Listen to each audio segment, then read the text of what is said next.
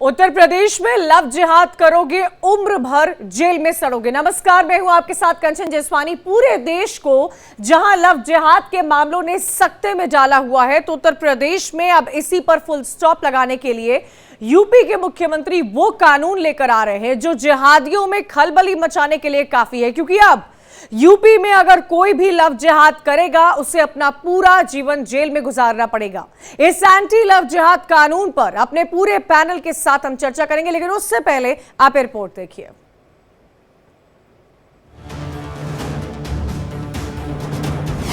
Love जिहाद का खेल, ताउम्र जेल।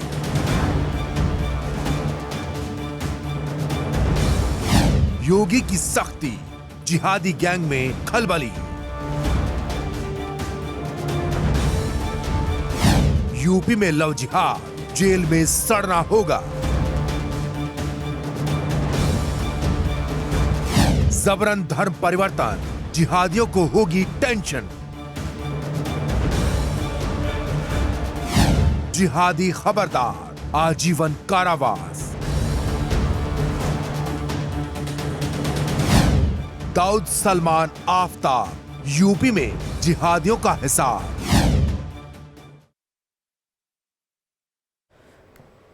चलिए अब आपको कुछ तस्वीरें दिखाते हैं। 4 तस्वीरें दिखाएंगे, उन तस्वीरों को देखिए और समझिए कि लव जिहाद को लेकर इस वक्त क्या स्थिति बनी हुई है।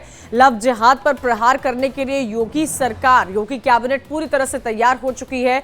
अब लव जिहाद पर उम्र कैद होगी। हालांकि पहले भी इस पर सजा थी, लेकिन अब जो संशोधन किया गया है उसमें उम्र कैद होगी। एंटी लव जिहाद कानून जो है विधानसभा में पारित हो गया है और पहले से भी ज्यादा सख्त इस कानून को बनाया गया है। यानी कि इस बार जब यह पेश किया गया था मंगलवार को, तो उसमें अमेंडमेंट्स के साथ पेश किया गया था। कई ऐसे अमेंडमेंट हुए हैं, सजा जो है वो और भी ज्यादा गहरी हो गई है। जो भी अब इन गतिविधियों में पाया जाएगा उसको उम्र कैद तक की सजा का प्रावधान इसमें दिया गया है। 20 साल की कैद या फिर आजीवन कारावास का प्रावधान है। और आज इसी पर चर्चा करेंगे। नाजिम खान हमारे साथ, पीस पार्टी के प्रवक्ता है, वो जुड़ रहे हैं। हाफिज नूर अजहरी हैं, यूपी प्रदेश अध्यक्ष AIM PLB. DP Shastri Hindu धर्मगुरु हैं। आलोक वत्स राजनीतिक विशेषज्ञ हैं। आप सभी का बहुत बहुत स्वागत है हमारे साथ इसमें जुड़ने के लिए। सबसे पहला रिएक्शन नाजिम साहब आपका लेना चाहूंगी। क्या रिएक्शन है? मंगलवार को हमने देखा क्या स्थिति थी विधानसभा की। इस कानून को और भी सख्त किया गया है, अमेंडमेंट के साथ ये कानून सामने आया है। आपकी पहली प्रतिक्रिया में जानना चाहती हूँ। जिहाद का एक कानून बना था, आपने देखा था कि जिस तरीके से कानून बनने के बाद जो मुसलमानों को बंद किया गया था, बाद में वो निर्दोष साबित हुए। कानपुर इसका एक उदाहरण के तौर पर है। लेकिन मैं सबसे पहले ये कहना चाहता हूं कि जिस तरीके से एक समुदाय को लेकर ये कानून बनाया जा रहा है, ये बिल्कुल गलत है। देखिए, जब आपने कहा कि लव जिहाद का मतलब इस जाहिर सी बात है, कहीं ना कहीं एक समुदाय को लेकर इस तरीके की बातें कही जा रही है। तो फिर भी ये लव जिहाद के नाम पर एक समुदाय को टारगेट करना कब तक बंद किया जाएगा? और कंचन जी देखिए, बड़ी इंपॉर्टेंट बात है कि ये कहा गया है कि लव जिहाद के अंदर अगर कोई भी आफताब सलमान अगर पाए जाते हैं तो उनको आजीवन कारावास होगा या 20 साल की सजा भी होगी। तो इस तरीके का प्रावधान जो रखा गया, तो मैं ये कहना चाहता हूं कि जब मुस्लिम समुदाय के लिए इस तरीके का प्रावधान है, नाम जो उर्दू वाले नाम है, क्या यहीं पर अगर हिंदू लड़का और मुस्लिम लड़की हो? नाजिम खान साहब, ये तो पहले से ही कानून था ना, इसमें अमेंडमेंट्स किए गए हैं, इसको और सख्ती की गई है। इसमें कानून तो पहले से ही था, संशोधन हुआ है। तो जब पहले आप लोग को आपत्ति नहीं थी, उसमें संशोधन हो रहा है, तो अब आपत्ति क्यों है खान साहब?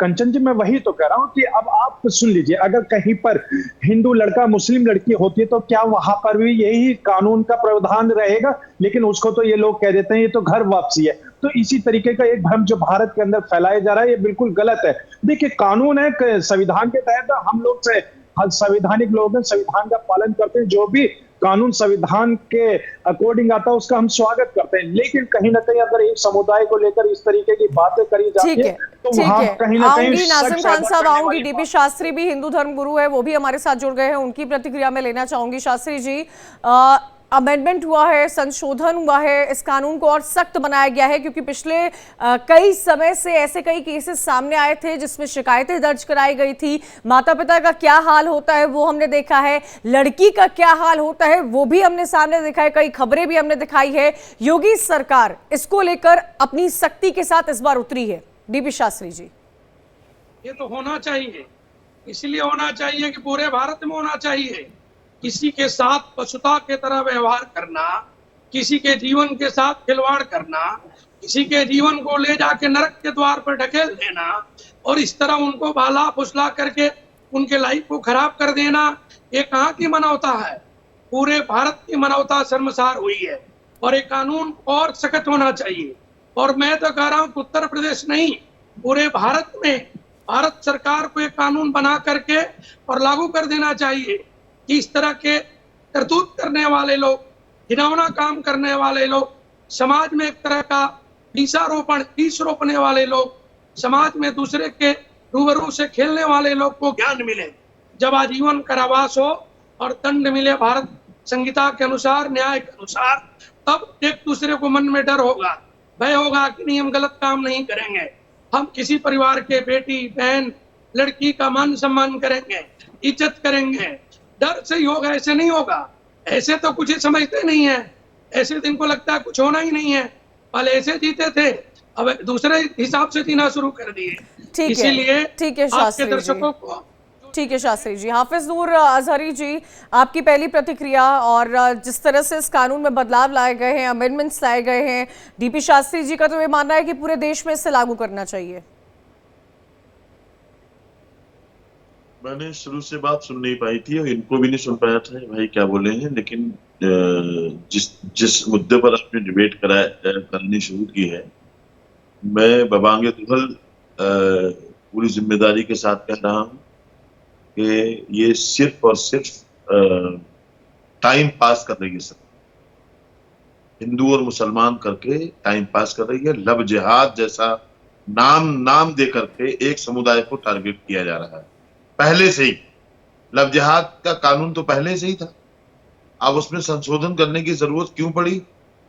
लव जिहाद को इस्लाम से जोड़ते हैं, हिंदू समाज से नहीं जोड़ते हैं, और नाम ये दे रहे हैं कि हमने सब समाज के लिए कानून बनाया है।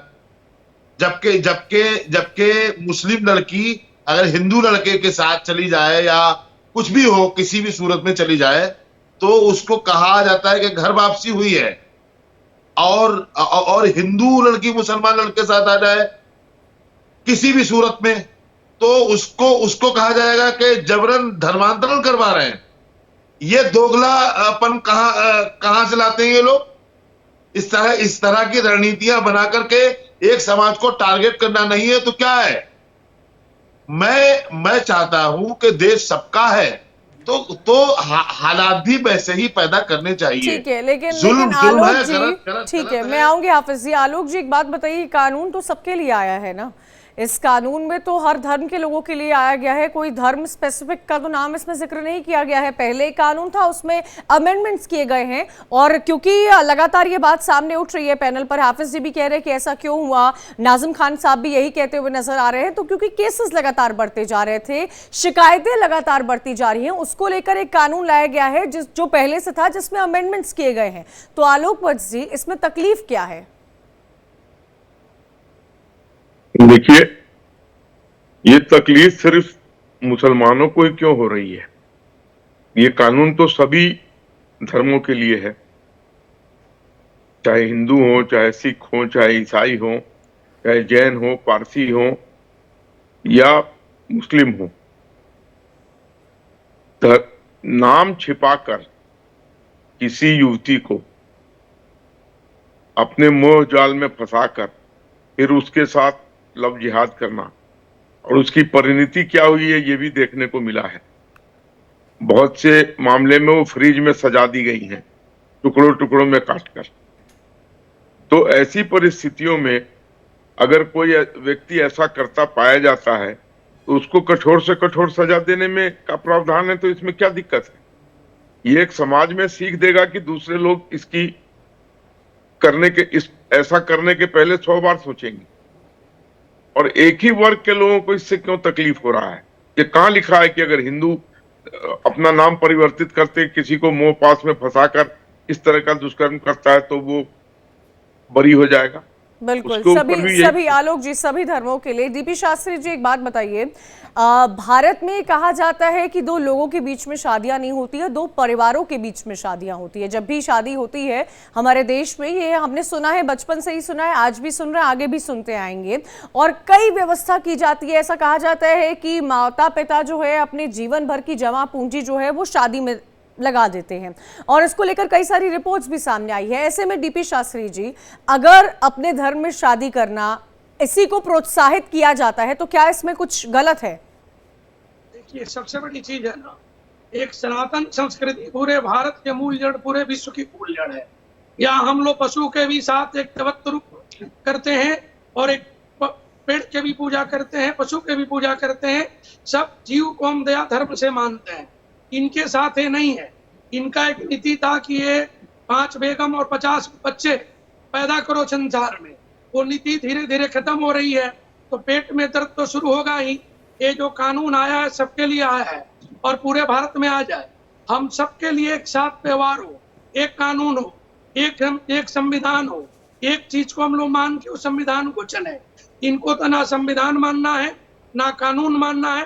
बार बार कोई भी बात है तो बीजेपी के उठा देना है या सनातन के ऊपर उठा देना है।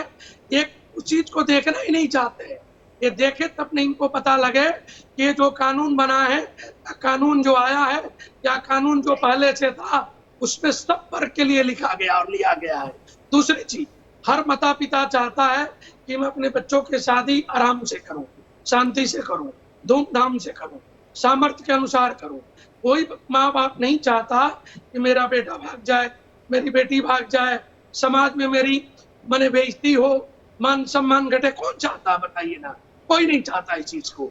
जिसके बेटी या बेटा इस तरह के कुकृत्य करते हैं, समाज से भाग के जाते हैं, वो पिता माता के मरने के बराबर जीवन हो जाता है। वो समाज में मुंह दिखाना नहीं चाहते हैं, समाज में रहना नहीं चाहते हैं। इसीलिए कानून एक बहुत जरूरी है और कानून शक्ति के साथ पूरे भारत में लागू किया जाए, ताकि आगे आने वाली पीढ़ी दर पीढ़ी युवा जो बच्चे हैं ये गलत काम ना करें और समाज में शांति का इससे संदेश जाए। एक दूसरे के प्रति हमारे अंदर जो भावना है, नाना प्रकार की नकारात्मक सोच है, इस कानून से हटेगा और आदमी अपने मन को शांत करेगा और गलत काम समाज में नहीं करेगा। इसीलिए जरूरी जी। हाफिज नूर जी, क्योंकि देखिए ये कानून सभी धर्मों के लिए है, इसमें कोई धर्म विशेष का जिक्र नहीं किया गया है, जिसका जिक्र आप लगातार कर रहे हैं। किसी समुदाय विशेष को लेकर ये कानून नहीं बनाया गया। ये कानून पहले था, अब इसमें और अमेंडमेंट्स के साथ आते हैं। जैसा हम सेंटर में भी देखते हैं, आप संसद में भी देखते हैं, वैसा ही आप विधानसभा में देख रहे हैं। अपने राज्य की विधानसभा का ये जिक्र हो रहा है, उत्तर प्रदेश का ये जिक्र हो रहा है। मांग तो ये भी रखी जा रही है कि देश भर में इस तरह का कानून पास होना चाहिए। लेकिन हाफिज जी, ये समुदाय विशेष कानून नहीं है। आपको चोट किस बात की लग रही है? अगर धर्मांतरण हो रहा है और गलत तरीके से हो रहा है, सवाल आम जनता गलत तरीके पर उठाती है। जब गलत तरीके से धर्मांतरण होता है, उस तरीके को रोकने के लिए सरकार कोई कानून को और भी सख्त करती है, तो क्या इसमें सरकार का साथ नहीं देना चाहिए? हाफिज जी, जैसे आपने अभी हिंदू धर्मगुरु डीपी शास्त्री को बोलने का मौका दिया है, मैं उम्मीद करता हूँ मुझे भी ऐसा ही मौका मिलेगा, बीच में कोई नहीं बोलेगा। बोलिए। पहली बात तो यह है, डीपी शास्त्री जी हिंदू धर्मगुरु हैं और एक धर्मगुरु की मैं इज्जत करता हूँ और उनकी भी इज्जत मेरे दिल में है। लेकिन वो इतने बड़े ओहदे पर फाइज होने के बाद भी एक समाज को इस तरह टारगेट कर रहे हैं कि संविधान को नहीं मानता है। एक समाज को इस तरह से टारगेट कर रहे हैं कि वो चार बीबियां और 50 बच्चे पैदा कर रहे हैं। मैं उन्हें चैलेंज करता हूं आपके चैनल के माध्यम से, पूरे भारत में 10 नाम ऐसे बता दे जिनके 20 बच्चे हो, 50 नहीं 20 बच्चे हो और 4 बीबियां हो। ये हमारे मजहब में 4 शादियों की इजाजत है, हुक्म नहीं है। और भारत के ऐसे हालात नहीं है भारत के मुसलमानों के कि वो 2 3 4 बीबियां करें। नंबर 1 ये बात। और दूसरी बात आपने बोला है कि इसमें किसी धर्म का नाम नहीं लिया गया है, तो मैं आपसे बिलखुसूस पूछ रहा हूं, जिहाद लफ्ज क्या इस्लाम का हिस्सा नहीं है? आप लोग कह दे नहीं है। जिहाद लफ्ज जो है वो इस्लाम का ही हिस्सा है। जिहाद का माना है अन्याय के खिलाफ संघर्ष करना, जिहाद का माना है जुल्म के खिलाफ बोलना, जिहाद के खिलाफ जिहाद का माना है गलत के खिलाफ बवाने दोल, जैसे नूर अहमद अजहरी बोल रहा है इस तरह बोलना। ये है जिहाद। अब आप लफ्ज जिहाद, इस्लाम में लफ्ज जिहाद जैसा कोई लफ्ज नहीं है। मुसलमान इस्लाम को टारगेट करने के लिए मुसलमानों के खिलाफ नैरेटिव सेट किया गया है कि लफ्ज जिहाद मुसलमान करता है, इसलिए ये कानून पहले ही वजूद में आया। और जितनी कार्रवाई हुई आज तक, बताइए क्या हिंदू लड़के मुस्लिम लड़कियां लेकर के नहीं गए? बताए कोई हमें? तो हाफिज जी, ये कानून तो सबके लिए है तो बताए आप। हाफिज तो जी, कानून सबके लिए। देखिए, मैंने आपको पूरा वक्त दिया है, मैं आप ही के सवालों का जवाब ले लेती हूँ डीपी शास्त्री जी से। डीपी जी, क्या ऐसा नहीं हुआ है? आप एक नहीं, सारे मीडिया हम अपने चैनल में भी उठा के देखें, 4 शादियां हुई कि नहीं हुई है। और जब अपना 370 धारा हटा, उसके पहले क्या स्थिति थी, और हमारे माते बहनें कहीं भी भारत में कितनी सुखी हैं, कितना शांति से है, कितना अपने मन में शांति सुकून महसूस कर रही हैं। 370 धारा आने के जो एक सब धारा हट करके नए कानून बनने के बाद ये क्या चाहते थे? ये चाहते थे विवाह करो, बच्चे पैदा करो, छोड़ दो। ऐसे नहीं है, हर का मान सम्मान होना चाहिए। आप मोबाइल पे, कार्ड पे, ईमेल पे, देश से विदेश से आप तलाक बोल दिए।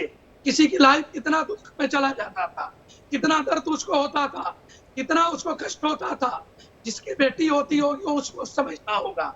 दूसरी बात, ये जो कहना चाहते हैं लव जिहाद की जो भी है, शादी माता पिता के मन के मुताबिक हो, परिवार समाज के साथ हो, उसका खुश और उसकी खुशी, और उसमें काश आप हमारे ऊपर इतना रिसर्च करने के अलावा हिंदू समाज की औरतों पर थोड़ा रहम खा लेते। शर्म आनी चाहिए आपको।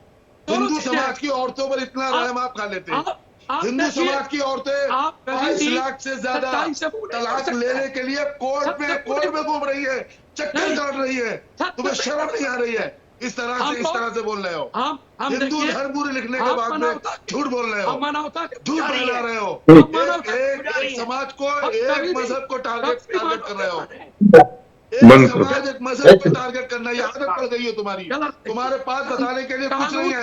अगर काश तुमने अपने मजहब में झांक लिया होता तो यह दिन नहीं आता। भारत में रहना है, तुमने जितना मुसलमानों के मजहब को चेक करने की कोशिश की है, समझ ही नहीं पाओगे तुम।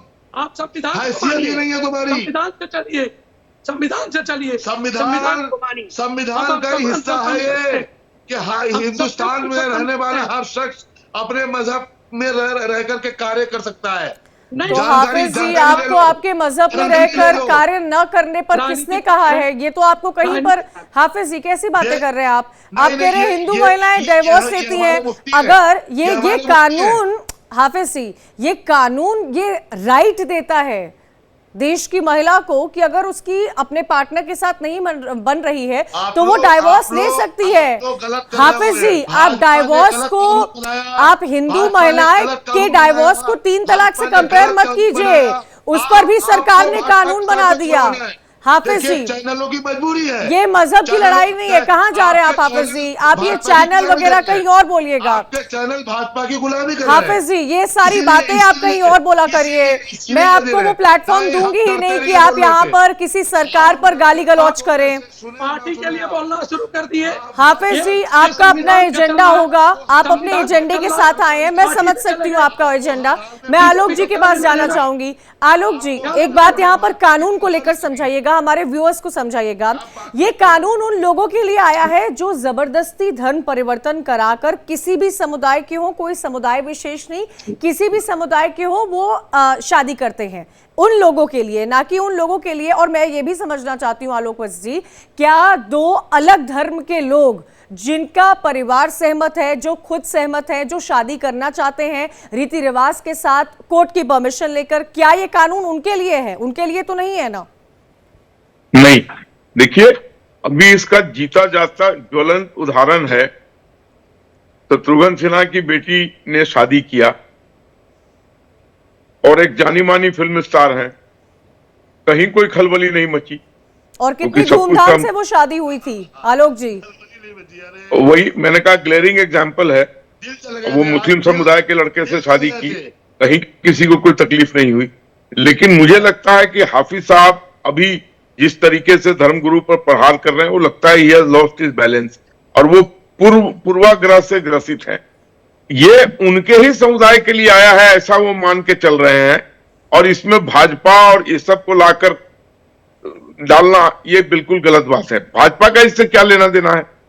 ये तो एक कानून बना है उन लोगों के लिए जो फरेब करते हैं या जो जबरन धर्मांतरण कराते हैं, ये चाहे किसी समुदाय के हो, तो फिर इनको क्यों तकलीफ हो रही है? इसका मतलब चोर के दारी में तिनका। इनके यहाँ ट्रेनिंग दी जाती है कि ऐसा काम करो और अपनी कुनबे को बढ़ाओ। इसका तो मतलब यही साफ साफ निकाला जाएगा, इनके यहाँ से इसकी ट्रेनिंग दी जाती है। तो इस तरीके से आप पर प्रहार करना, भाजपा पर प्रहार करना, चैनल के बारे में विपरीत बातें कहना, मैं नहीं समझता हूँ इंडिया न्यूज चैनल कभी भी ऐसे कोई काम कर रहा है या करता होगा। आपकी भाषा से कोई भी इत्तेफाक नहीं रख पा रहा है। हाफिज जी, मैं आपको एक बात बता दूं, हाफिज जी सुनिए, आप सिर्फ बोल नहीं सकते हैं। हाफिज जी सुनिए, हाफिज जी यहीं पे नाजिम भाई है, प्रवक्ता है इस पार्टी के, ये कहाँ अपना बैलेंस कर रहे हैं। लेकिन हाफिज जी तो लगता है जैसे पूर्वाग्रह से पूरे पैनल की तरफ से आ रही है कि आपके लहजे से कोई इत्तेफाक नहीं रखता है। सर, मीडिया, पत्रकार, चैनल्स, आप इन ट्रेंड से आगे बढ़िए। चुनाव हो गया है, ये एक ट्रेंड होता है जो तमाम पैनलिस्ट लेकर बैठते हैं। आप उस ट्रेंड से प्लीज आगे बढ़िए, और मैं उम्मीद करूंगी जब आप पैनल में बैठे तो आप किसी कंटेंट के साथ बैठे, आप कुछ एक ठोस कंटेंट लेकर आए जो हमारे व्यूअर्स को भी मिले, क्योंकि आपसे सिर्फ पत्रकारों पर तमाम टिप्पणी, चैनल्स पर टिप्पणी, सरकार पर टिप्पणी के अलावा आप कुछ ठोस नहीं बोल पाए हैं। मैं आपसे आगे बढ़ना चाहती हूं सर, इन सब चीजों के लिए मैं इतनी बात नहीं कर सकती हूं। प्लीज डीपी शास्त्री जी एक बात समझाइए, अगर जैसे मैं उस बात को कंटिन्यू करती हूं जो चीज आलोक वत्स ने कही है, हमारे समाज में, डीपी शास्त्री जी, हमारे समाज में दो अलग धर्मों की शादियां जब सहमति से होती हैं तो वो भी धूमधाम से होती है, जिसका जिक्र आलोक वत्स जी ने किया है। जो शत्रुघ्न सिन्हा, सोनाक्षी सिन्हा की हाल ही में शादी हुई है जिसमें हर कोई पहुंचा था, वो दो अलग धर्म के लोग थे, कितनी धूमधाम से शादी हुई है, हम लोग ने भी उसके तमाम क्लिप्स दिखाए हैं, सभी ने दिखाए हैं, और लोगों की खुशी, उनकी पसंद, हर चीज को वहां पर देखा गया। इन सब के बीच में जिनको नहीं परमिशन होती है, जिसमें जबरदस्ती होती है, महिलाओं की गरिमा को ठेस पहुंचती है, अगर उस कानून में सरकार सख्ती लाती है तो क्या हमें, आपको, इस समाज को इसका समर्थन नहीं करना चाहिए? समर्थन करना चाहिए, कानून का समर्थन करना चाहिए, संविधान को मानना चाहिए। एक पर्सनल आपके चैनल को, एक धर्म को, बीजेपी को टारगेट बना रहे हैं। आप, इनको ये नहीं पता कि आपका चैनल और मीडिया आपके सामने बैठे हैं तो अपना शब्द बोल पा रहे हैं। उसके लिए धन्यवाद नहीं बोलना है, उसके लिए साधुवाद नहीं बोलना है कि मेरी बात पब्लिक में, जनता में, देश में, नेशनल चैनल पे जा रहा है, बल्कि एक बीजेपी के टारगेट बना रहे हैं। बीजेपी को क्या लेना देना और कांग्रेस को क्या लेना देना? हम लोग एक संविधान के बात कर रहे हैं, एक धर्म के बात कर रहे हैं, एक न्याय के बात कर रहे हैं। किसी धर्म का कोई व्यक्ति अपने माता पिता के अनुकूल जा करके मानवता से, इंसानियत से और अपने समरसता से विवाह करता है तो परिवार सहयोग करता है, समाज सहयोग करता है। बल्कि चोरी करके नाम छुपा करके विवाह करता है। नाजिम खान जी, जिस बात का जिक्र आलोक जी भी कर रहे थे कि दो अलग धर्मों की शादियां धूमधाम से भी की जाती है, अगर उसमें कोई छल कपट धोखा ना इन्वॉल्व हो, ये कानून उन लोगों के लिए है जो झूठा वादा करते हैं, जो धोखा देते हैं, महिलाओं की गरिमा को ठेस पहुंचाते हैं, नाबालिगों के साथ इस तरह की हरकत को अंजाम देते हैं, और ये किसी भी धर्म, सारे धर्मों के लिए ये कानून है। नाजिम खान जी। हाँ कंचन जी, देखिए ये कानून सब धर्म के लिए है, बहुत अच्छी बात है, लेकिन जब मैं बात बार बार ये कहता हूं कि देखिए इसके अंदर लव जिहाद वाला जो शब्द आता है तो लगता है कि एक समुदाय को टारगेट किया जाता है लव जिहाद के नाम पर, और जबकि ये कानून अभी संशोधन करके दोबारा पेश किया गया है। तो मैं बार बार वही कहता हूं कि देखिए अगर कोई भी बहन बेटी के साथ इस तरीके का व्यवहार करता है तो उसके खिलाफ सख्त से सख्त एक्शन होना चाहिए, चाहे वो किसी भी समुदाय से ताल्लुकात रखता हो। और बहन बेटी देखिए हिंदू की हो या मुस्लिम की, बहन बेटी सबकी है। और देखिए कंचन जी एक बड़ी इंपॉर्टेंट बात है जो बार बार हमारे शास्त्री जी ने कहा, जिसको मुझे बड़ी आपत्ति हुई, लेकिन शायद किसी पैनल को आपत्ति नहीं हुई, मुझे आपत्ति हुई, क्योंकि इन्होंने कहा कि इस देश में रहना तो आपको संविधान को मानना पड़ेगा। तो मैं शास्त्री जी को ये बताना चाहता हूँ कि हम भारतीय हैं, हमें आप लोगों को अपनी देशभक्ति का सर्टिफिकेट देने की जरूरत नहीं है, और ये मुल्क तो संविधान से ही चलेगा।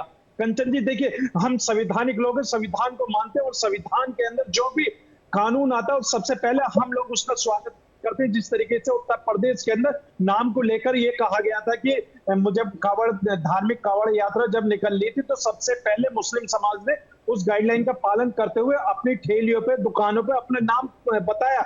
और हाजी नाजिम खान जब मुजफ्फरनगर गया तो वहां पर एक ठेली वाले से फल खरीदते हुए जो हिंदू समाज से थे उनसे पूछा कि जी मुस्लिम समाज ने तो अपनी ठेली पे नाम लिख रखा है लेकिन आप लोगों ने क्यों नहीं लिखा? तो उन्होंने कहा कि हमने हमारी ड्रेस देखिए, हमने भगवा पहन रखा, हम लोगों को बताने की जरूरत नहीं है। लेकिन फिर भी हम लोगों ने उनसे फल खरीदे क्योंकि वो हमारे अपने भारतीय भाई, हिंदू भाई नहीं भारतीय भाई है, क्योंकि हम लोगों ने मानवता और हिंदू भाईचारे को कायम रखा। और रही बात ये अब लव जिहाद वाले मैटर पे मानता हूं। देखिए लव का मतलब होता है प्यार करना। देखिए प्यार कोई भी कर सकता है। मुल्क के वजीर आजम भारत से प्यार करते तभी तो वो कहते हैं आई लव माई इंडिया। देखिए हाजी नाजिम खान भी कहता आई लव माई इंडिया। और देखिए दूसरी बात, जब जिहाद का नाम आता है तो जिहाद एक उर्दू शब्द है जो सिर्फ और सिर्फ मुस्लिम समाज के नाम पर लिया जाता है पूरे भारत के अंदर। अगर कहीं भी कोई भी घटना घटती है मुसलमान के साथ, या मुसलमानों को पीटा जाता है, या मुसलमान का कहीं नाम आ जाता है, तो सिर्फ और सिर्फ उसको जिहाद का नाम देकर या जिहादी कहकर संबोधित किया जाता है। ये हमारे भारत का बड़ा दुर्भाग्य है कि एक भारतीय मुस्लिम को जिहादी कहकर यहाँ पर संबोधित किया जाता है। और मैं देखिए बड़े फख्र से कहता हूँ कंचन जी, मैं भारतीय हूँ, सबसे पहले मेरी आइडेंटिटी भारतीय है, फिर उसके बाद में भारतीय मुस्लिम हूँ। और देखिए उसके साथ साथ मैं सबसे पहले ये बता दूं कि अगर मैं कहीं विदेश यात्रा पे जाता हूँ, जैसे मैं सऊदी अरब गया था हज करने के लिए, तो मैं सब वहां मेरा जो पासपोर्ट देखा गया तो मेरी आइडेंटिटी सिर्फ और सिर्फ भारतीय थी। बाद में उसमें मेरा नाजिम खान उन्होंने देखा। तो वही मैं कहता हूँ कि हम लोग सब भारतीय हैं, लेकिन जो भारत के अंदर एक भ्रम पैदा करा जा रहा है कि मुसलमानों के ज्यादा बच्चे होते हैं, 4 बीवियां करते हैं, 4-50 बच्चे पैदा करते हैं। अभी कहा था शास्त्री जी ने, मुझे बड़ी आपत्ति हुई क्योंकि आज का मुसलमान पढ़ा लिखा है, चाहे वो हिंदू समाज। शास्त्री जी जवाब दीजिए इसका। शास्त्री जी ठीक है, मैं फोन करता हूँ। शास्त्री जी देखिए ये कहा नहीं जाता, ये हुआ है, ये अभी आप प्रमाण दीजिए ना। नहीं आप प्रमाण दीजिए सर, ऑन द रिकॉर्ड। देखिए कंचन जी की डिबेट बहुत अच्छी जाती है, मैं दिल से कंचन जी की रिस्पेक्ट करता हूँ। कंचन जी से ऑन द रिकॉर्ड पूछ लीजिए। बंगाल में उठा के देख लीजिए, आप बंगाल चलिए और बंगाल में देखिए, मालदा में तो आप सुन लीजिए, आप बंगाल के अंदर जाने के बाद सुन लीजिए, मैं बंगाल में गया हूँ सर, मैं बंगाल गया हूँ, मुझे कोई भी मुसलमान की 4 बीवियां नजर नहीं आई, ना 50 बच्चे नजर आए। आप नेशनल चैनल पर बैठकर झूठ बोलकर देश को गुमराह नहीं कर सकते। आप गुमराह मत कीजिए। आप किसी भी राज्य का नाम लेंगे, हाजी नाजिम आपको पूरा पॉइंट टू पॉइंट बताएगा, लेकिन आप लोग झूठ बोलकर देश को गुमराह मत कीजिए सर, गुमराह मत कीजिए। नाजिम खान साहब एक बात बताइए, क्योंकि देखिए हाफिज जी भी इस बात का जिक्र कर रहे थे कि इस्लाम 4 शादियों की इजाजत देता है, लेकिन क्या कभी उन महिलाओं का सोचा गया है जिन पर ये बीतती होगी? क्या उनसे कभी किसी ने बात की है? क्या उनसे किसी ने ये समझने की कोशिश की है कि वो किस चीज से गो थ्रू कर रही हैं? हाँ कंचन जी, देखिए मेरे इस्लाम के अंदर मुस्लिम महिलाओं को शहजादियों का रूप दिया गया। देखिए हमारे मुस्लिम समाज के अंदर इस्लाम ने बेटियों को और बेटों को बराबर का हक दिया है। कहीं पे भेदभाव नहीं है, बिना भेदभाव के दोनों को बराबर का। और आज मैं आपको बता दूं कि मुस्लिम बेटियां हिजाब में रहकर देखिए कितनी तरक्की कर रही है, कभी एजुकेशन में कहीं पीछे नहीं है। तो हम तो बहन बेटियों को बिल्कुल आगे लेके चल रहे, क्योंकि हम लोग चाहते हैं कि इस मुल्क की बागडोर मजबूत हाथों में हो। एक हिजाब वाली नाजिम खान जी, आपने मेरे सवाल का जवाब नहीं दिया। अच्छी बात है अगर महिलाएं आगे बढ़ रही हैं, परिवार उनको समर्थन दे रहे हैं। मैं इतना समझना चाहती हूँ कि जो 4 शादियों की इजाजत होती है, क्या उससे आप ही की बहन बेटियों को कोई तकलीफ नहीं होती है? क्या आप इत्तेफाक रखते हैं? हाँ कंचन जी देखिए, क्या मैं आपको तकलीफ नहीं होती है नाजिम खान जी? हाँ कंचन जी देखिए, हम लोग 4 शादियों में बिलीव नहीं करते भारत के अंदर, क्योंकि देखिए 4 शादी इस्लाम के अंदर है, बताइए, लेकिन ये जरूरी नहीं कि आप 4 शादी करो, ये कोई आप पे कोई भी एक तरफी पाबंदी नहीं है।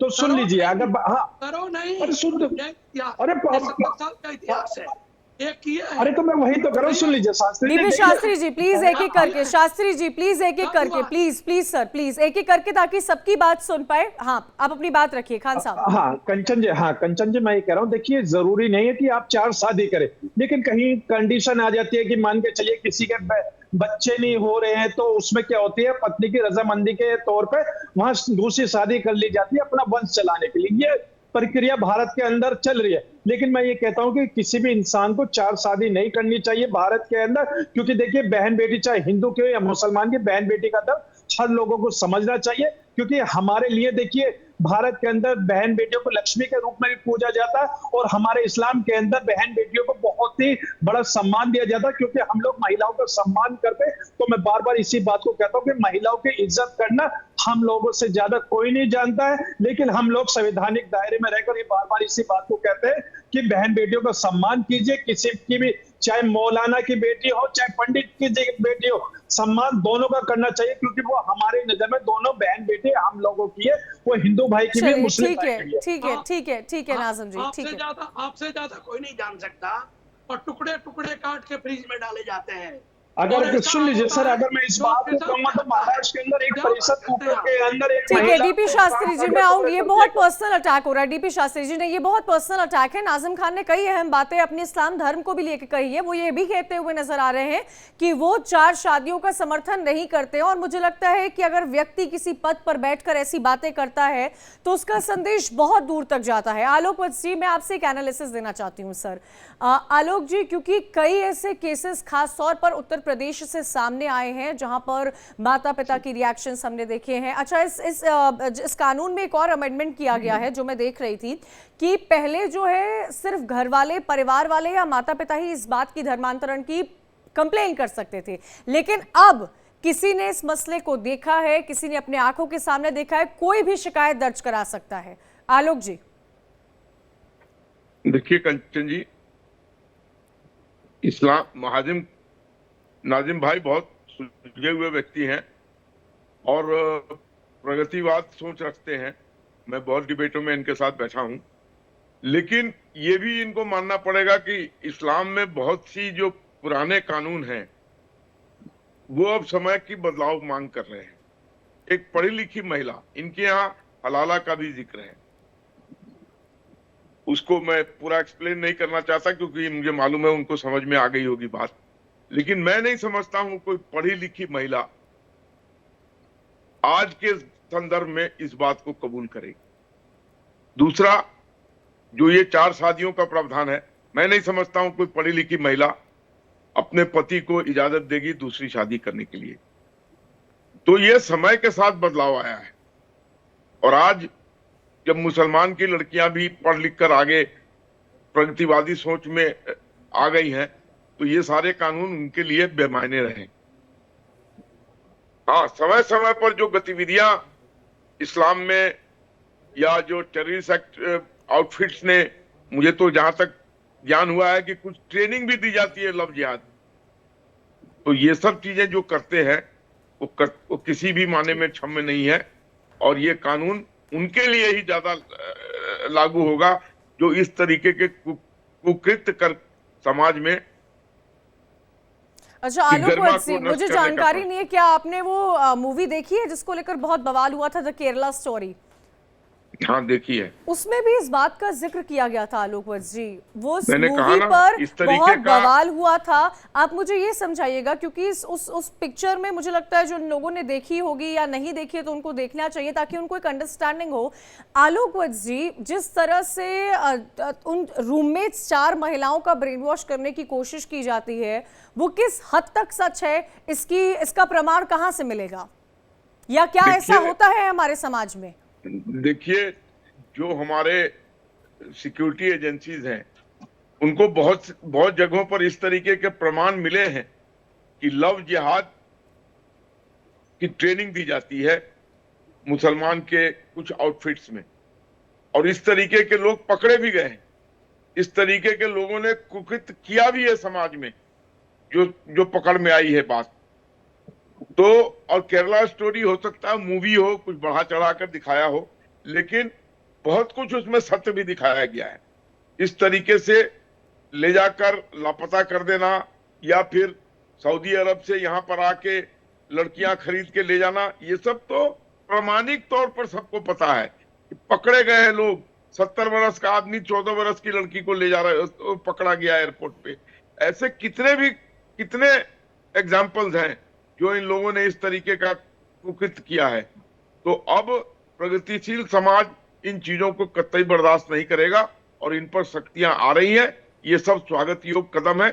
इससे समाज की बहु बेटियों की इज्जत और उनकी आबरू पर खतरा नहीं है। उनको भी समाज में पुरजोर हक है इक्वलिटी के साथ जीने का। तो मैं समझता हूं ये सारे कानून इनका स्वागत होना चाहिए, स्वागत करना चाहिए और हमारे महिलाओं के हक में है। ठीक है, खासकर उस समुदाय का जिस पर ये प्रहार किया जाता है, जो प्रभावित होती होंगी महिलाएं। और आलोक जी, वही मेरा अभिप्राय वही था। जैसे आप कह रहे थे कि पढ़ी लिखी महिलाएं ये नहीं चाहती हैं, मुझे लगता है जो महिलाएं ना भी पढ़ी लिखी हो, बर्दाश्त नहीं करेंगी, जो महिलाएं ना भी पढ़ी लिखी हो वो भी ये बर्दाश्त नहीं कर सकती हैं, क्योंकि मुझे लगता है ये आज के संदर्भ में तो नहीं करेंगी। हाँ, नहीं कर सकती है। पढ़ाई लिखाई तो सेकेंडरी है, लेकिन ये उनके स्वाभिमान से जुड़ी चीज होती है, उनके हक से जुड़ी चीज होती है।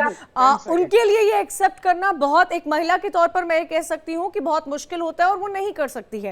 नाज़िम खान जी, क्योंकि समय अब बीतता जा रहा है, मैं आपसे ये समझना चाहती हूं, क्या यूपी विधानसभा में जो ये कानून में अमेंडमेंट्स किए गए हैं, क्या आप इनका स्वागत करते हैं सर? क्या आप इनसे इत्तेफाक रखते हैं? आप पीस पार्टी के प्रवक्ता है, देश भर के लोग आपको सुनते हैं, कई चीजों से आपको तकलीफ हो सकती है, आपका विरोध हो सकता है, लेकिन जो अमेंडमेंट्स आए हैं जो देश हित के लिए हैं, क्या आप उससे इत्तेफाक रखते हैं नाज़िम खान साहब?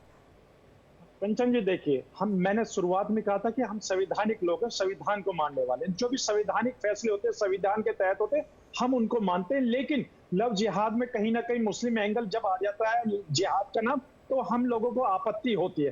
कंचन जी, दूसरी बात देखिए, आलोक जी ने एक बात बहुत अच्छी कही है कि जो हमारे यहाँ पे जो 14 साल की लड़की और 70 साल का जो बुजुर्ग पकड़ा गया था एयरपोर्ट पे, हमारे जो इंटेलिजेंसिया, जो हमारी सेना है, जो हमारी आर्मी है, उन पर मुझे बड़ा फख्र है कि ऐसे केस पकड़े गए। तो मैं भारत सरकार से अपील करना चाहता हूं, आपके चैनल के माध्यम से, भारत के अंदर इतना सख्त कानून लाना चाहिए जो हमारी बहन बेटियों को विदेशों में जो ये लोग ले जाते हैं शादी के बहाने, उसमें बिल्कुल सख्ती से पाबंदी होनी चाहिए, उनकी आइडेंटिटी होनी चाहिए। और भारत के अंदर इस तरीके का जो एक माहौल किसकी सह पे चल रहा है उसकी भी जांच होनी चाहिए, क्योंकि ये केंद्र सरकार की नैतिक जिम्मेदारी बनती है कि भारत की बेटी विदेशों में जाकर भेज दी जा रही है और बेटियों के साथ विवाह करके वहां पर क्या होता क्या नहीं, ये भारतीय लोगों को नहीं पता। तो इसलिए ये सब चीजें भारत सरकार को सख्ती से देश के अंदर एक ऐसा कानून लाना चाहिए ताकि भविष्य के अंदर कोई भी अपनी बहन बेटियों को, इन जो ये लोग हैं, मैं तो इनको जाहिल और वो जानवर लोग कहूंगा कि भारत के बेटियों को ले जाकर विदेशों में भेजते, उनके खिलाफ सख्त से सख्त भारत सरकार कार्रवाई करे। ऐसा कानून होना चाहिए कंचन जी। और देखिए दूसरी बात, मैं चलते मैं 10 सेकंड और आपसे चाहता हूँ, मैं आपके चैनल के माध्यम से अपने मुस्लिम समाज को जागरूक करना चाहता हूं कि आप सिर्फ और सिर्फ मुल्क को आगे ले जाने के लिए अपना अहम योगदान दें। जो ये लव जिहाद वाला मैटर है, इससे आप बहुत दूरी बनाए रखें। हिंदू भाई की बहन बेटी को अपनी बहन बेटी समझिए और उनके साथ वही बर्ताव रखिए जिस तरीके से हमारे अपने बुजुर्ग। ठीक है, मैं आखिरी क्लोजिंग के टुवर्ड्स जा रही हूँ। डीपी शास्त्री जी, मैं आखिरी आपसे सवाल लेना चाहती हूँ, क्योंकि आप हिंदू धर्म गुरु हैं। मैं आपके चश्मे से ये समझना चाहती हूँ कि क्या आप दो धर्मों की शादियों के विरोध में हैं या दो धर्मों की गलत तरीके से, धोखे से और शादी करने के विरोध में है, जिसके विरोध में, जिसके समर्थन में सरकार ये कानून लेकर आई है? देखिए, दो परिवार एक साथ मिलकर विवाह करे तो सब उसके समर्थन करते हैं। यहाँ दुख दर्द तो वहाँ है जहाँ बच्चे भाग के, नाम छुपा करके, माला फुसला करके, धर्म परिवर्तन करा करके एक दूसरे के साथ जा करके विवाह के बंधन में बंधते हैं। और उनके जीवन में कष्ट होता है। हम करें कोई विवाह करे, कानून के तहत करे, समाज के तहत करे, पुलिस प्रशासन के तहत करे, संविधान के साथ मान के करे, उसको सब लोग देते हैं। अभी सोनाक्षी सिन्हा के विवाह का जिक्र हुआ, हम हिंदू लोग है क्या किए? सब लोग आशीर्वाद दिए, सब लोग अच्छा किए। हिंदू कोई ब्राह्मण विवाह कराया, ब्राह्मणी जाके विवाह कराया। मैं ब्राह्मण सेवा संघ के प्रवक्ता भी हूँ वृंदावन के, उसके नाते भी मैं कह रहा हूँ कि समाज में एक चीज शांति सबसे बड़ी चीज है। और शांति जब होगी, जब कोई मंगल काम है, विवाह है, संस्कार है, संस्कृति के साथ हो और दोनों परिवार के साथ मिलजुल के हो, उसको गलत तरीके से ना हो और धर्म के साथ हो। अगर कोई व्यक्ति धर्म छोड़ के भी करता है तो कानून का पालन करे। और जो लव जिहाद के जो चर्चा हो रही है, हजारों नहीं लाखों पाया गया कि लड़कियों को ले जा करके इस तरह विवाह किया गया और उनका जीवन दुखी हो गया, खत्म हो गया। कहीं जीती है तो उनका जीवन नरक है, मर गई तो दुनिया से खत्म हो गई। ये सब चीज नहीं होना चाहिए। मैं आपके चैनल के माध्यम से पूरे भारत में इस कानून का लाने का समर्थन करता हूँ। सरकार से आग्रह करता हूँ कि पूरे भारत में कानून आए ताकि सब समाज के लोग, हम हिंदू नहीं, मुसलमान नहीं, सब समाज के लोग उसको पालन करें और अपने धर्म के रीति रिवाज के अनुकूल चले और दुनिया में किसी के साथ इस तरह की अनहोनी ना हो। कोई लड़की कोई शिकार ना बने और कोई परिवार, जो माँ अपने बच्चे को पाल पोस के बड़ी करती है, विवाह की योग बनाती है, उस समय वो बच्चा उसके हाथ से चले जाए तो माँ को क्या कष्ट होता है, उस माँ से पूछना, और वो माँ को पता होता है। इसीलिए मैं संविधान को समर्थन करता हूँ और कानून को भी समर्थन करता हूँ और पूरे भारत के लोग इसे माने। इसके लिए मैं सबसे आग्रह भी करता हूँ। हम कोई राजनीतिक बात नहीं कर रहे हैं, हम कोई विशेष जाति के बात नहीं कर रहे हैं, हम संविधान की बात कर रहे हैं, हम कानून की बात कर रहे हैं।